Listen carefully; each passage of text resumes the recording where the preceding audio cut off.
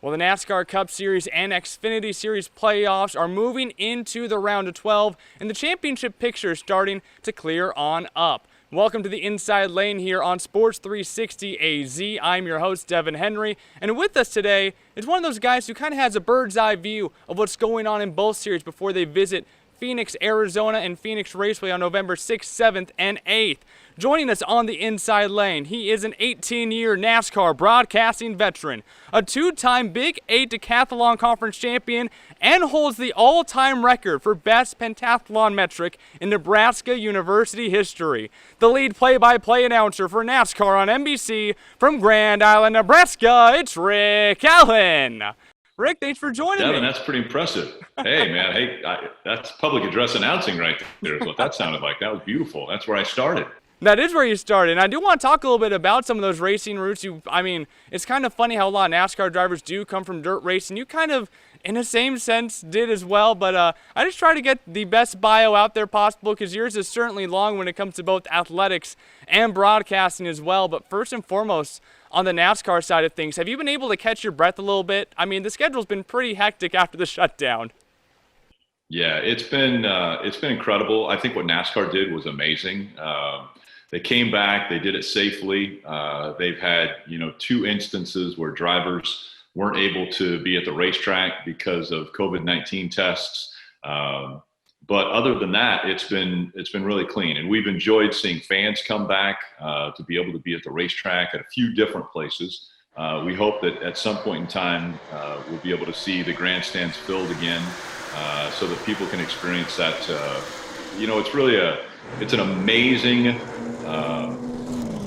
experience. Is probably not the right word. It's almost a body altering mood when you go to a racetrack, because you feel, you smell, there's so many things that go along with NASCAR. It's so much fun to be at. So that's what we want ultimately. But in the interim, this is the best we can do. And so, if we can get a few fans out, that's great. But obviously getting racing going again and being in the playoffs, back on schedule, and looking forward to visiting you guys out there in Phoenix. Yeah, about 8,000 fans per day will be allowed at Phoenix Raceway. Is the plan right now, at least on November 6th, 7th, and 8th. But looking at the series themselves, since the shutdown happened, the trucks in the Xfinity schedule have been absolutely wild. But with the round of 12 and the subtraction of both practice and qualifying, obviously that's put a ton on the drivers not having that extra track time. But how do you think that has changed not just the drivers' preparation for a race, but also the teams when it comes to not just the car, but the crew members coming to work on the cars as well? Yeah, it's been interesting talking to the crew and the team because they've had to alter the way they do things. They can't all be at the shop at the same time. They have to, stagger the time that they're there. The people that go on the road and the people that are at the shop, they don't want, contamination if somebody does get the virus. They don't want to have, guys that can't go to the racetrack, can't be there to perform and do the jobs that they're supposed to be doing. So it's changed everything. It's really been it's been incredible how everybody has adapted, though. And you brought up the fact that there's no practice, there's no qualifying. That's really tough on especially rookies. When a rookie normally would go to a racetrack, they would get an extra set of tires. That meant that they could, do a little more practice, get a little more familiar with what the track is going to be like in a Cup car, an Xfinity car, in a truck. But that's been taken away from them. And so now everybody is on the same field, more or less. When you go out there on the racetrack, it's the first time. And everybody has pretty much the same as far as sets of tires. And it helps, obviously, the experienced drivers that have been at these racetracks before, that have taken these cars or trucks to these different racetracks. But ultimately, the engineers are so good at setting these vehicles up to where, yes, practice would be great for some of the guys who don't have experience, but at the same time, the engineers get them set up so close to being perfect that the drivers really hop in and they're like, man, this is, it's either great or we've got a little bit of adjustments to do. So, but it's been fun for us to follow because you see who is really good off the truck, and they're able to, perform and excel early on in a race, and then you see who the good crew chiefs and the crews are to make adjustments to get those cars better as the race goes on. And 4 championships coming to a conclusion right here at Phoenix Raceway, who just spent $178 million in modernizations. In your mind, you have this view from the broadcast booth, and you can see all the fans and all the drivers. In your mind, how important is it for NASCAR to take these tracks like Phoenix, Richmond, Talladega, and really make it so fan interactive moving forward with all the tracks that they have on the schedule? I think it's great. I mean, obviously, you want to have a great experience when you go to the racetrack. And for the longest time, that experience has always been just being able to be close to the cars, being able to be close to the drivers. Like I said, you smell the tires and the fuel, and you feel the engines and the horsepower. But in this day and age, I think things have changed a little bit. Maybe you're of the age that you probably didn't work on your own car. I worked on my own car when I was growing up, and there was passion for that.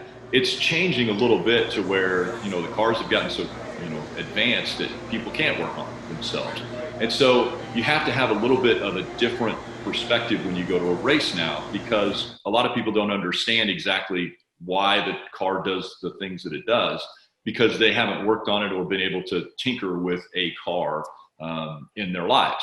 So that's where the interactive things that these tracks are doing that inform fans and give them another experience, another level of entertainment that they're able to enjoy. Everybody now is on a cell phone. Everybody has a cell phone in their hands, and so you need Wi-Fi. And that's one of the biggest things that all these tracks have done, is they've made sure that everybody can get on the internet and they can have a different viewing experience, where on your phone you can type in if you want to see a certain camera view.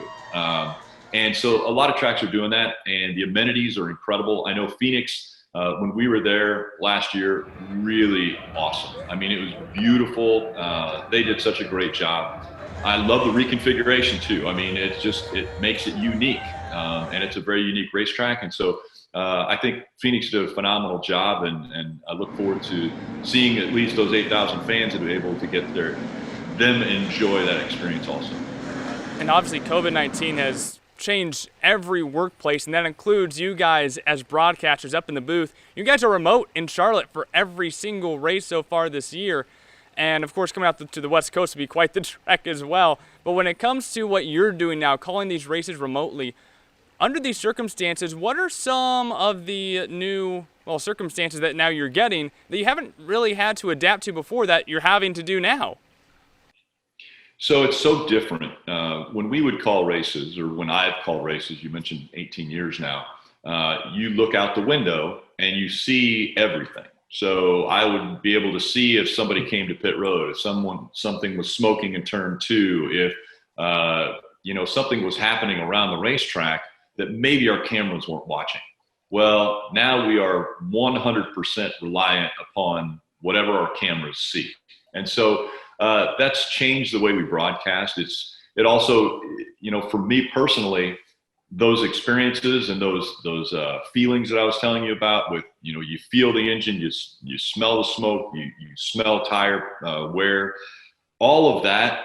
I love that, and I fuel off of fans too. I love when the fans roar, when you can feel them, hear them, and so that's been really difficult for us as broadcasters, because we don't experience all of those things that we normally would have experienced, and we fuel off of that. So it's a different perspective. But as I mentioned before, I applaud NASCAR, because at least we're watching racing and we get to see, the entertainment that we love, which is, guys doing amazing things behind the wheel of race cars. And so that's a different way that we look at racing now, as far as broadcasters.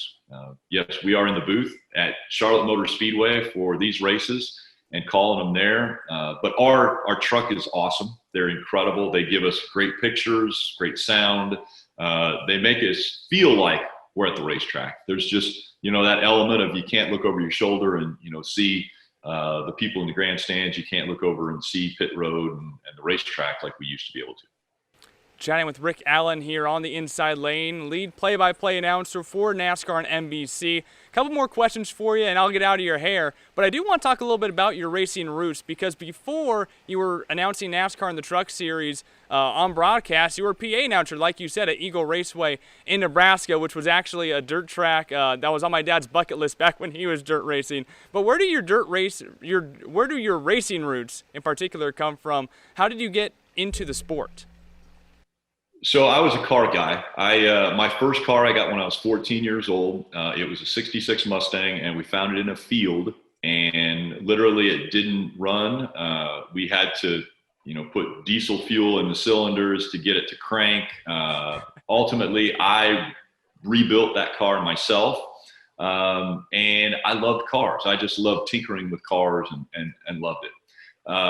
From that point, I didn't really get into racing. I did a little drag racing when I was a kid, when I was young. Legally or illegally?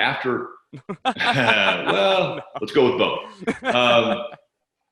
Which I think the statute of limitations is way past, so I can't get in trouble for that now. But so until I graduated from college and went into professional life, where I was the public address announcer at the University of Nebraska for football, basketball, all the sports there. I didn't really get back into racing until a gentleman asked me that owned Eagle Raceway to come and announce at his racetrack. And so that's kind of how it got back into my life, racing and cars and motorsports.